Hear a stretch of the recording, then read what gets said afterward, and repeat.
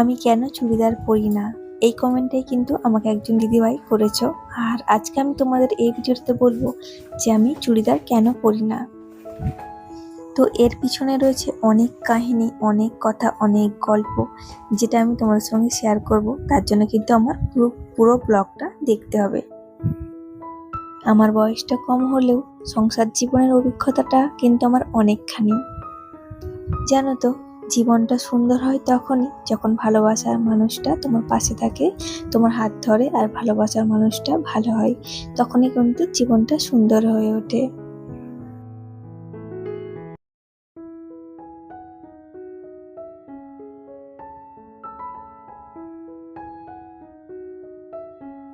জানো তো, আমি না খুব সাধারণ একটা নিম্ন মধ্যবিত্ত পরিবারের মেয়ে। বিয়ের পর এখানে এসে জানতে পারি যে এদের বাড়ির বউরা নাকি চুড়িদার টুড়িদার পরে না।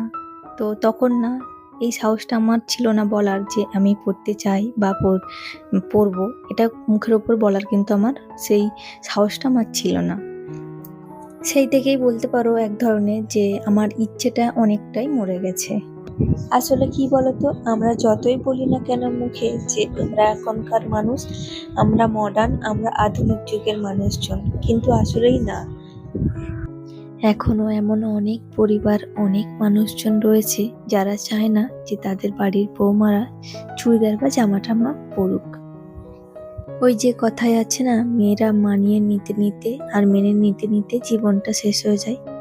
কথাটা কিন্তু সত্যি। আমরা মেয়েরা যদি শ্বশুর বাড়িতে একটু মানিয়ে গুছিয়ে নিতে পারি, তাহলে কিন্তু জীবনটা আরো ভালো হয়। তো যাই হোক, আমি এই কারণেই আসলে পড়ি না যে শ্বশুর শাশুড়ি এখানে সেরকম একটা পছন্দ করে না যে আমি চুড়িদার পরি, সেজন্য কিন্তু আমি শাড়ি পরি। আর তোমাদের দাদা ভাই চাই যে আমি পরি মাঝে সাঝে, বাট ও কিন্তু মা বাবার উপর আর কথা বলে না, সেজন্য আমি আর কিছু আহ, বলে উঠতে পারি না। এখন তবুও টুকটাক মাঝে মাঝে বলে তোমার দাদা ভাই। কোথাও গেলে মানে ওই যদি ধরো যদি কোনো সমুদ্রে টমুদ্রে যাওয়া হয় তখনই এক দুবার পড়েছি, তা না হলে এমনি কিন্তু পরা হয় না। বিয়ের প্রথম প্রথম তো আমাকে অনেকগুলো জামা কিনে দিয়েছিল, যেগুলো এখনো রয়েছে আমার কাছে। আমি এখনো কিন্তু যত্ন করে গুছিয়ে রেখেছি জামাগুলো। তো ওগুলো আর পরা হয় না। তো প্রথম প্রথম কিনে নিয়ে এসেছিল আমার জন্য, তারপর মা বারণ করার পর আর কিন্তু পরি না। আর এটা নিয়ে কিন্তু আমাদের মধ্যে অনেক বিতর্ক তর্ক অনেক কিছুই হয়েছে। তো সে সমস্ত কথাবার্তা তো আর বলছি না তোমাদেরকে। তো অনেক কিছুই হয়েছে বিয়ের প্রথম প্রথম এই সমস্ত কিছু নিয়ে। তো যাই হোক, এখন আমি এই কারণেই পড়ি না যে বাবা মার পছন্দ না, আমার শ্বশুর শাশুড়ির পছন্দ না, সেই কারণেই বলতে পারো পড়ি না। তবে চলো যাই হোক, ওদিকে কিন্তু কথা বলতে বলতে আমার অনেকখানি কাজ এগিয়ে গেছে। ওদিকে দরজা জানলাগুলো সব খুলে দিয়েছি, আর তারপর এই যে বিছানাগুলো অল্প একটু করে ঝেড়ে নিচ্ছি। যেহেতু এখানে সেরকম একটা থাকা হয় না, ওই মাঝে সাঝে টুকটাক আসা হয়, তাই কিন্তু সবসময় বেড কভারগুলো চেঞ্জ করি না, ওই কিছুদিন ছাড়া ছাড়া একবার করে চেঞ্জ করে দিই। তো এখানের এই জানলাগুলো না খুললে আলাদাই একটা সত্যি সৌন্দর্য, আর একটা সুন্দর একটা হাওয়া আসে। যেখানটা মানে কি বলবো, এই যে দেখতেই পাচ্ছ ফুলের টবটা রাখা আছে, বারবার কিন্তু পড়ে যাচ্ছে হাওয়ার মধ্যে। তো এখান থেকে সত্যি সুন্দর একটা হাওয়া আছে, আর রোদ্দুরও লাগে। প্রতিদিন ওপর নিচে করে আমার কিন্তু ঝাঁট দেওয়া হয় না, সেজন্য যেদিন পারি সপ্তাহে একদিন দুদিন, মানে যখন আমার সময় থাকে একটু হাতে, তখন কিন্তু আমি ঝাঁট দিয়ে নিই। কারণ প্রত্যেক দিন ওপর নিচে করে আবার সংসারের সমস্ত কিছু রান্নাবান্না, তোমার বাবু আছে, তো সমস্ত কিছু করে কিন্তু হয়ে ওঠে না। তো যেদিন আমি হাতে সময় পাই একটু, সেদিন কিন্তু উপরটা একবার ঝাঁট দিয়ে নিই, তারপর মুছে টুছে মানে পরিষ্কার করে রাখি। যেহেতু খুব একটা আসি না, সেজন্য কিন্তু প্রত্যেক দিন করা হয় না।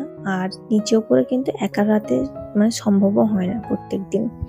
তো যাই হোক, এদিকে কিন্তু ঝাঁটটা দিয়ে নিচ্ছি, ওইদিকে রুমটা আমার ঝাঁট দেওয়া হয়ে গেছে, আর এদিকে রুমটাও ঝাঁট দিয়ে নিচ্ছি। বাবু যেহেতু এখানটা পড়ে, তাই এই জন্য এখানটা কিন্তু মানে এটা ওটা কাগজ টাগজ কেটে ফেলে।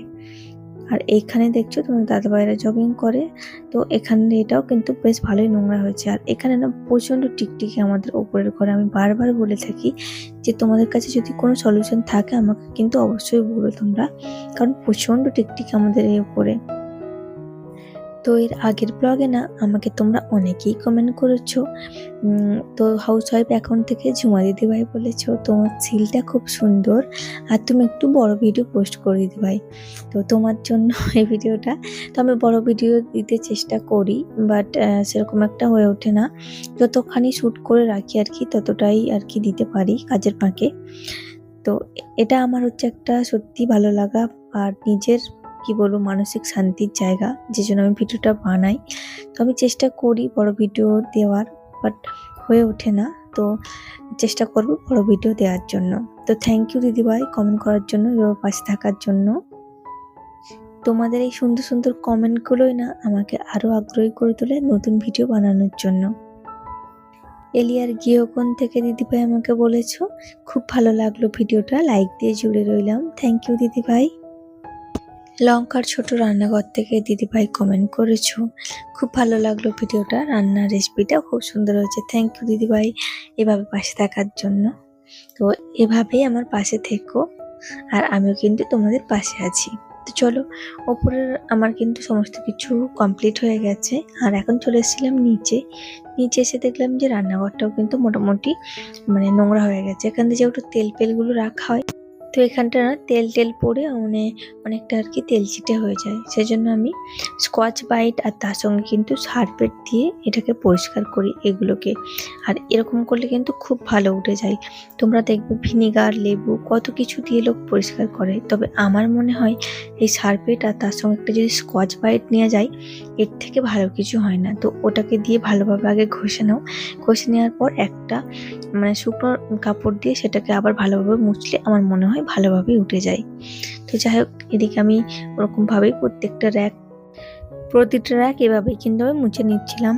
আর আমার কাছে খুব বেশি সময় একটা থাকে না প্রত্যেক দিন, তো যখন সময় পাই আর কি যতটুকুটা পাই, আমার কাছে 10-15 মিনিট থাকে, তো সেই অনুযায়ী কিন্তু আমি একটা র্যাক যদি হয় সেরকম অনুযায়ী একটা র্যাক করি, যদি আবার পরে সময় হয় তাহলে আবার পরে করি। তো এরকমভাবেই আমি করে থাকি, কারণ পুরো ঘর বাড়ি একবারে পরিষ্কার করব বা সব জায়গাটা একবারে পরিষ্কার করব এরকম খুব একটা সময় আমার কাছে হয়ে ওঠে না। তো যতটুকুটা সময় থাকে আমার কাছে ততটুকুটাই কিন্তু আমি অল্প অল্প করে নিই। তো ওদিকে কিন্তু আমার পরিষ্কার হয়ে গেছিলো র্যাকগুলো, আর তারপর আমি কিন্তু জায়গা মতো করে সুন্দর যে যার জায়গা মতো রেখে দিয়েছিলাম জিনিসপত্রগুলো। আর তারপর হচ্ছে গিয়ে টিফিনের জন্য আমি ডাল বসিয়ে এসেছিলাম, তো ডালটা আমার সেদ্ধ হয়ে গেছিলো। তো ওদিকে ডাল বানিয়ে আমরা সকালের ব্রেকফাস্টটাও কিন্তু করে নিয়েছি, আর এখন এসেছি ছাদে, আর মনে হচ্ছে এখনই বৃষ্টি আসবে, সেজন্য জামা কাপড়গুলো তুলে নিচ্ছি। তো বলতে না বলতে এদিকে দেখো বৃষ্টি এসে গেছে।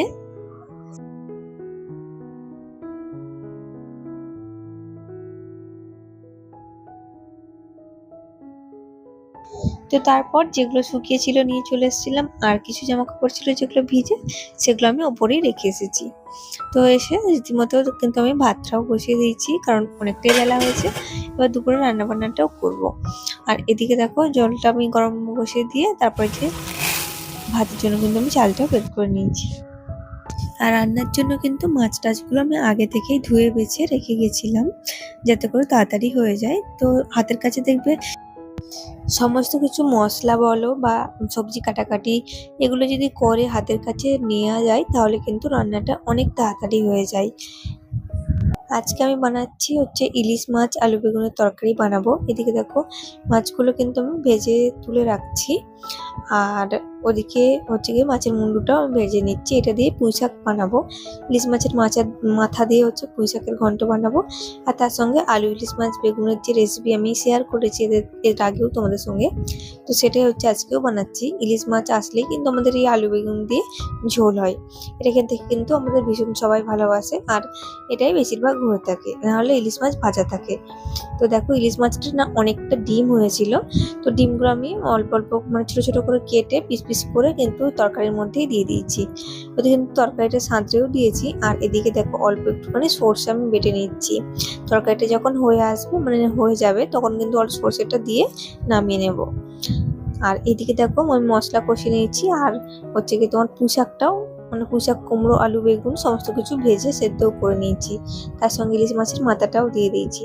তো আজকের রেসিপি হচ্ছে ইলিশ মাছের মাথা দিয়ে পুঁই শাক আর তার সঙ্গে আলু ইলিশ মাছ বেগুনের ঝোল, তো এই দুটো বানিয়েছিলাম। আর বাবু যেহেতু ইলিশ মাছ খাবে না, ও তো মাছ খেতে চায় না, সেই জন্য ওর জন্য একটু ডিমের তরকারি বানিয়ে দেবো, আলু আর ডিমের কষা করে দিয়েছিলাম। তো আজকে এই 3টে তরকারি হয়েছিল। তোমাদের ভিডিওটা কেমন লাগলো অবশ্যই কিন্তু কমেন্টে জানিও বন্ধুরা। আর এরপর কিন্তু তোমার দাদাভাইকেও খাবারটা রেডি করে দিয়ে দিয়েছিলাম। চলো আবার পরের দিন নতুন কোনো গল্প নিয়ে তোমাদের সঙ্গে দেখা হবে। চলো আজ আসি, টাটা।